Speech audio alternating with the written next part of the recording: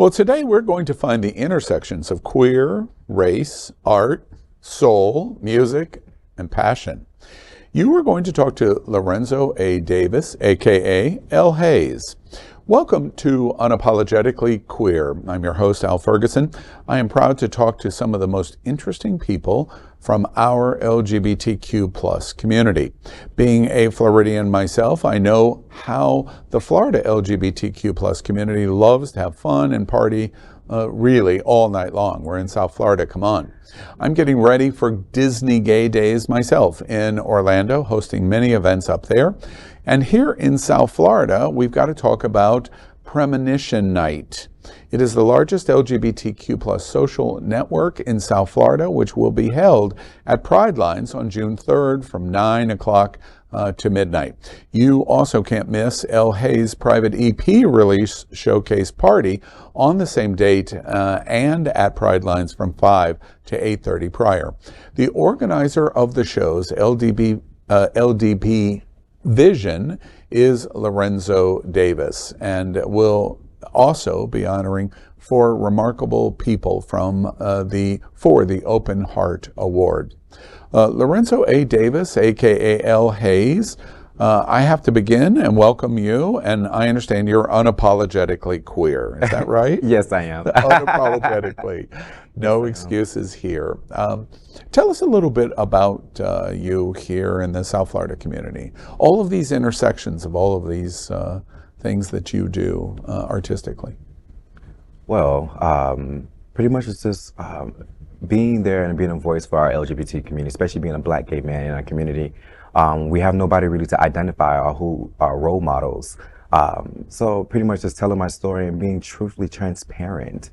So what I do here in the community is pretty much help grassroots organizations meet their needs, and also be a soundboy and be a visionary for them to be able to show what they've been going through and be able to let them know they could be able to do it and build confidence in them as well. I love that because this is clearly going to be the widest queer conversation that you have ever participated in, and here's why.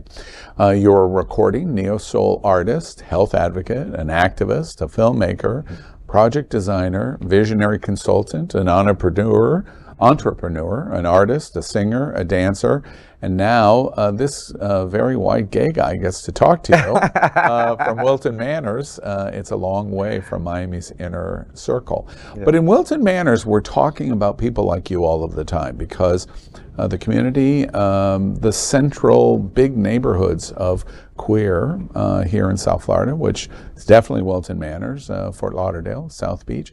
It's a very white-centric LGBTQ community. So you give us an opportunity to explore that. What do you think about what's going on for race for you and in our LGBTQ community? Right now, in our LGBT community, we need to stick together right now in this moment right here in South Florida.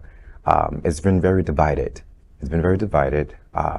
But more people are coming together and really understanding that we have the same similarities as each other.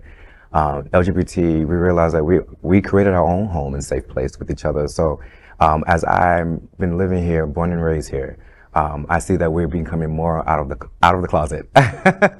We are embracing ourselves here in South Florida and being more open and being more transparent, and that it's okay to be gay.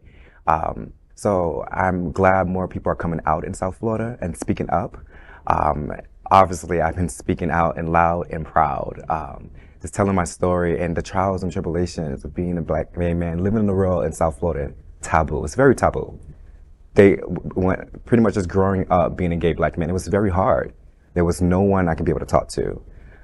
There's nobody that I can be to identify, and the things that I'm feeling are emotions that I'm experiencing. Even back then, being gay, what I was told was bad, or prostitution, or you're gonna have AIDS, or you're gonna die. That's all I was told here growing up in the society culture in the Black poverty area in Liberty City, in Miami Gardens, in the community that I live in, and my peers, that either you're gonna be HIV positive, or you're gonna be a prostitute, or there's no meaning of your life or growing up a future for a gay black man. Yeah, I want to dive back into Liberty City and growing up in the inner city, but let me come back to the kinds of things that interest you and you represent. You're creative, performing arts, singer, dancer, performing arts, high school. What drove you, and what drove you to wanting to explore all of those creative outlets, especially the number of creative outlets? You're not just a dancer, you're not just a singer, you're not just fill in the blank. You pursue all kinds of things. What drove you to do that? Well, first, for music, dance, everything. Well, for music, it was my mother. My mother was like the next Anita Baker that was never given a chance to give him the light to even people to see her. Great voice. Great voice. She graduated from Edison High School, but unfortunately she didn't go because of the childhood trauma and experience she didn't finish. And she lost her sister in the process to the virus. So she was not able to even function right. So my goal is to be that therapist for her and help and assist her. But the music, when my mom, she used to perform everywhere, I used to always get the music from her and perform it in different places with a blues band, all across throughout South Florida and other states around the world, throughout the United States. And when I tell you, that's with music, it was always instilled with us. We have like, the family would get together and we do little talent shows. The dancing. The dancing got with my father because the time when I'm in my lonely space, I will focus on the things that brings me joy, and he'll always see me in the living room dancing.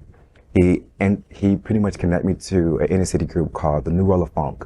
It was a dance group where I first got my first dancing and auditioning, and I got in. And then from there, that's when I got into the Miami Ballet Conservatory as an internship, as a sponsorship, and I was trained with Ms. Ruth at the Miami Ballet Conservatory. I went to Michael Crop Senior High School.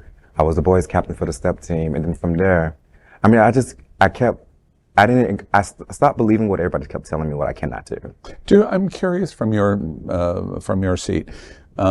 Were you running from your situation and using arts, and you were running from the situation, or were you running to arts? I was running to Arts to Heal.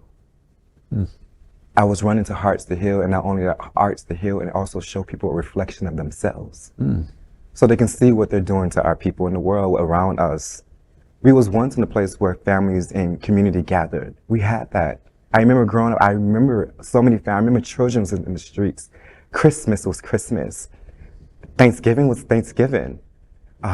So my film and making, that's when it comes to my filmmaking, that's why I show productions and I show the audience themselves. So hopefully it can educate them and teach them and help them heal through the process. I'm curious also to your Black queer experience, inner city of Miami. It's a very different experience. Your experience growing up was very different than my experience. What does the inner city hold as advantage or disadvantage for you as a gay Black man? When you're growing up, does the community embrace in any way, or is it just a painful experience right from the beginning? It was just a painful experience right from the beginning. No one would support even the SGA programs, even growing up. There was no education into the school programs at all. There was no materials about, there was very few, but they didn't want to talk about it. There was no promotion, there was no marketing here at all. And I just didn't understand that, and I see a lot of us walk around and we need assistance. So for me growing up, it was very painful. It's one of the things that I think is really interesting in your story. And before we talk about Premonition and the event you're hosting at Pride Lines, I do want to talk a bit more about this gay Black intersection of growing up in inner city Miami and how important the influences of the people around you are. You write and talk a lot about it. One of the quotes I thought was super interesting. You said about your family, quote, "My biggest influences have been my mother and my grandmother, who laid the groundwork for the person I have become today. Facing many adversities, challenges, and stigma of inner city life, my mother and grandmother proved that raising 4 males to be different from the social standards set by society could be done. With their hard work, guidance, prayers, and perseverance, I molded to show the character, morals, and intellect of an upright individual, end quote. Gosh, there's so many dog whistles there. An expectation of what a black man is, and you fight it, and your mother and your grandmother fight it to say, I want something more from my son. Just being a black gay man is hard. Back then I used to have dreadlocks.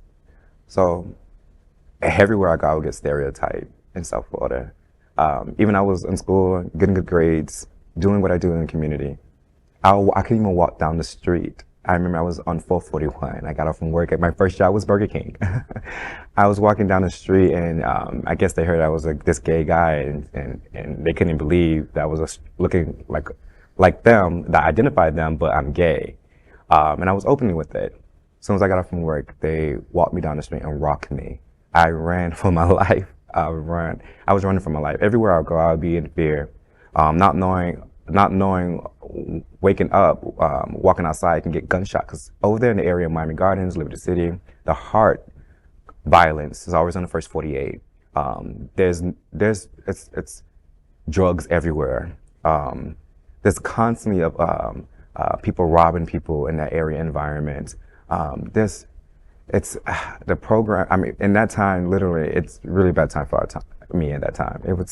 That's why I was trying my best. Did you have a father figure in your life? I did have my father, but he came later on down my life. And my father, in that process, he didn't understand my sexuality. It was to the point he used to beat on me to get the gayness out of me. And pretty much, he hated it. But in spite of he hated it, I forced myself, and I said, no, you're going to love me. I want you to understand I'm a different gay, queer guy. I'm not what you think I am. And by me doing that and still fighting for my love for my father before he passed away, he was my biggest cheerleader. He cheered me on. He challenged me. He did everything in his possible, my mom, my dad, all of them was my biggest they're my biggest cheerleaders. My father literally always said, son, I understand how it is to be a gay man, but you make me proud. I don't care if you're gay. It was to the point that he was trying to hey, I know a guy for you. So you got acceptance at the end. So I did get acceptance at the end. Yeah. And the book, Lessons to be Told, it shows the struggles that I went through with my father. A good segue. I just want, and I'll bring it up again, but let me hold it up. Your book, Lessons to be Told, Living in the World of Taboo, and taboo means the black community, for sure.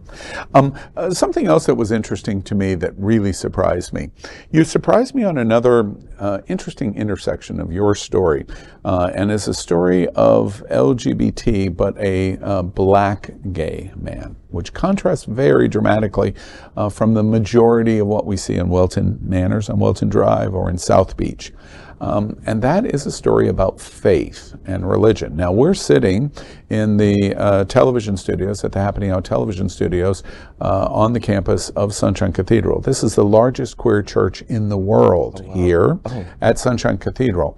But constantly you fight an uphill battle in LGBT of trying to find paths of acceptance and healing in religion and faith. And you were interesting in this because you attended Florida Christian Academy. Yes, I did. And when I read that, you made a comment about it. You said, I quote, I found my passion, theatrical arts, for which I have a profound love for. As a result, Baggage Claim was created to help inspire and uplift communities and heal the broken and downtrodden. I've also learned to channel my creativity through singing and dancing and candle making, end quote. So this Christian school, you didn't find acceptance there, did you? I did find acceptance that I was able to. It was a private school where I could be able to be myself, and they didn't look at me or didn't discriminate, and I was able to learn. I was able to be myself and focus, and now I can see and I can learn better and not be scared around me and in fear. I've heard repeatedly that one of the big issues of living in the world of taboo in your community, in the Black community, that hate is, in an interesting way, taught in the place that should be teaching love, which is Black church. And that's what was so interesting to me in the contradiction here, is that you found artistic expression in this Christian school, and your love for things that you would go on to want to be passionate about. But comment on what you think happens to especially Black queer men, gay men, in church, and what happens in Black church. Is that an experience that you've seen? Have you heard Black queer men preached against in church? Oh yeah, they preach against it all the time. But in the sense of being a black man, they tell you not to show your emotions. You want to be tough. You want to be strong. You're not weak. You're strong. You know. So you're supposed to be a woman. You're supposed to have a family. You're supposed to provide. Those things you really hold strong of them, and people look at them in this community like heavily, and they have something. They're looking up to them. They have to hold that accountability for their family, what their value system is. So, what broke you of that? Why didn't you learn to do that? I was like, no. This is like a generation curse. I said, everybody is asleep. It's like a matrix. It's crazy.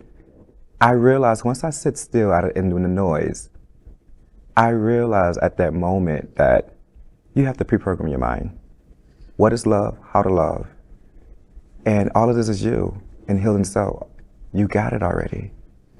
Focus. Like I learned the basic knowledge of your brain. Your brain is designed to keep you safe. So every time you have any type of emotional impulses, pause in that moment. It's just your brain reminding you that you experienced this. Where your brain is going back to the time when you was a child, it's bringing it back to 10 forward now, thinking it's happening. It's not. So I tell people all the time, every day, you're not there anymore. You have control. You know, it's interesting. Let's go to the event that you've created. Let's talk about Premonition Night, because that's the inspiration, what you just said, for of this creation. Premonition Night is going to be held at Pride Lines, and our beloved Pride Lines here in South Florida. The event is described as the largest LGBTQ plus social network in South Florida.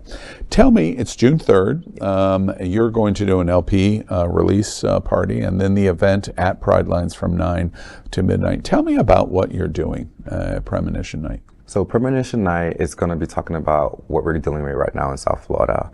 It's going to also touch bases on mental health and talk about how we are living in a taboo.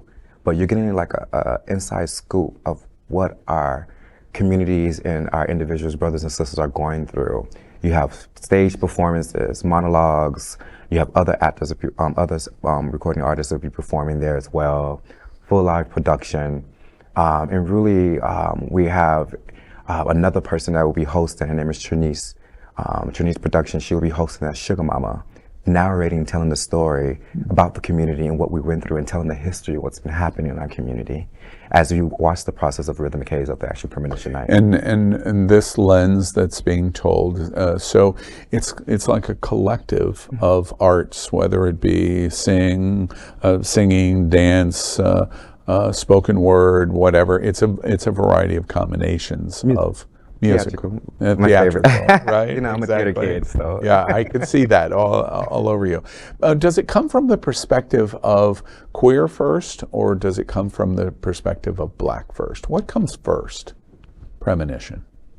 Premonition first comes to Black, the understanding where we come from, what's happening, why we do what we do, why we respond, and everything, and how everybody plays a very, very important role in everybody's life. They literally do not know it. We all do. So, and then from there it will go into the queer and what we're dealing with. And then it'll go into the queer of being a Black man and understanding the things that's taboo, and understanding what is happening and expressing that through art. And so the presentation of the evening of Premonition Nights is to ultimately, I think it's interesting, you correct me in some of the labels that I said, to say theatrical. Theatrical is an all-inclusive word to talk about everything that could be done. Do I get that right? Yeah. Yes, I will be showcasing L. Hayes Experience project there as well. I'm doing Intermission, where it shows a series of the project I'm working with A-list producers, MJ Furlow, and actually engineer J. Anthony Beats, who's all been working with me in this whole artistry and building me as an artist. So it shows all of my projects and all the hard work that I'll be doing. I'm presenting the documentary live there at the Premonition Night.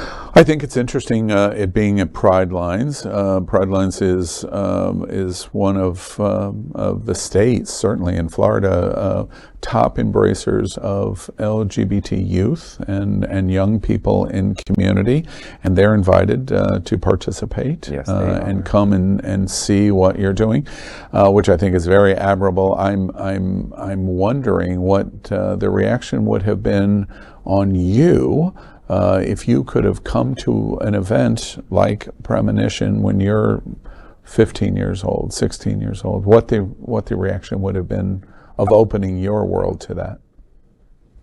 I'm already getting the reactions from them already. When I see the kids, when I hear their stories, thank you. They hugging me. I've been doing this locally in the communities, telling the story, because I know the kids need to hear it. But for me, if I'm the kid, like answering your question, seeing this, I would say thank you for teaching me. Thank you for giving me the resources, at least guiding me in somewhat shape or form. Because nobody knows. There's nobody showing. Nobody's being honest. So I'm being transparent. As a, God forbid, if I leave this world today, I want to make sure I leave a tool that could be able to help guide our children for the next generation, because they are our future. And I remember I was once with them and I needed something, I had nobody, and I make sure I created something where I can be able to do that in the process to help heal other people and teach them how to heal. So if I, again, answer the question one more time, because kids been coming to me crying. Yeah, it's a situation where when you can't be yourself in school, you can't go to your library and check out your own books, you can't learn about your history, whether it be black or queer. Oh my God. It's a tough time for us, and you fight that by being at Pride Lines on June 3rd. I understand that you're going to be honoring people with an Open Heart Award. Tell me about that. What's that all about? So the Open Heart Award, me working in the field, me being an advocate, and me being a part of the community, and just being me, I realized we don't honor the other individuals that's been really out there doing the work. We always come to them, we see them moving and marching. What about the people that let the door open for you? What about the person that was at that first encounter, that encountered it when you found out your first HIV test and they came and you were so nervous and you didn't know, and they kept you calmed?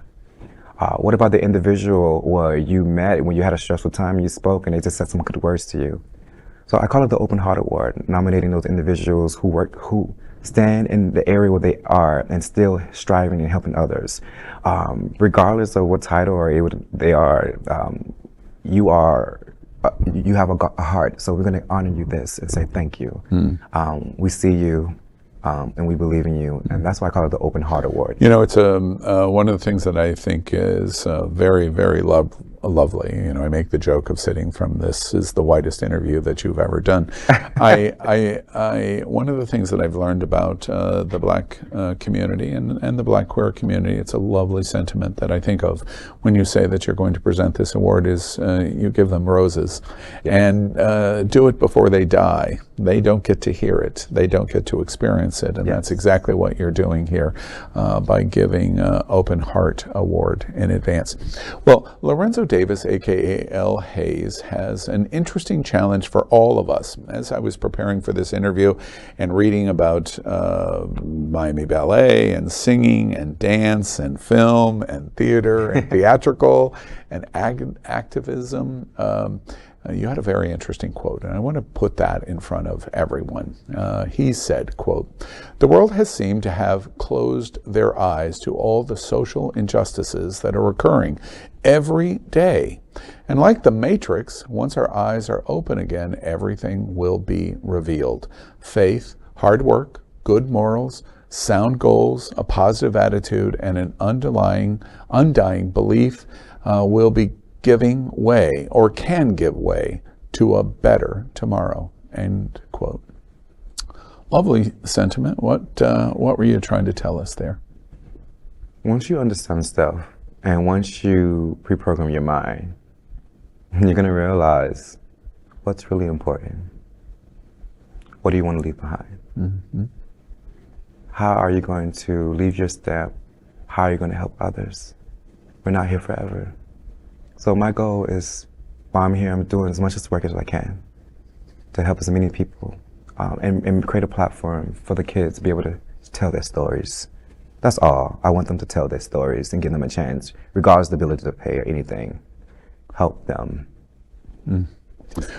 Well, I encourage everyone. Your website is lhayesexperience.com. You can see all of his aspirations and projects in his social media. It's quite active on Instagram, Facebook, etc. Many worthy projects to support, especially June 3rd at Pride Line's Premonition, and this artistic theatrical program that is coming. It sounds very exciting, an interesting, a very interesting young black queer voice in our community. Lorenzo Davis, aka L. Hayes, thank you for joining us tonight on Queer News Tonight. Thank you for having me.